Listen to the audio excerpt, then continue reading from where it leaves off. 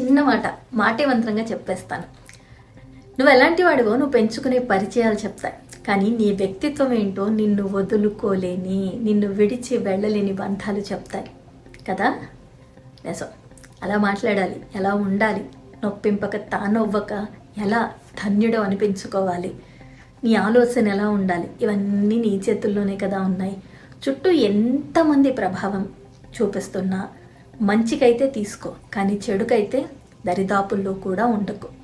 ఎందుకంటే అక్కడి నుంచి అది చెడు అని తెలిసి ఆ క్షణం అక్కడి నుంచి బయటపడాలి, బయటికి వచ్చేయాలి. అది వినొద్దు, అది చెయ్యొద్దు అన్న ఆలోచన నీకుగానే రావాలి.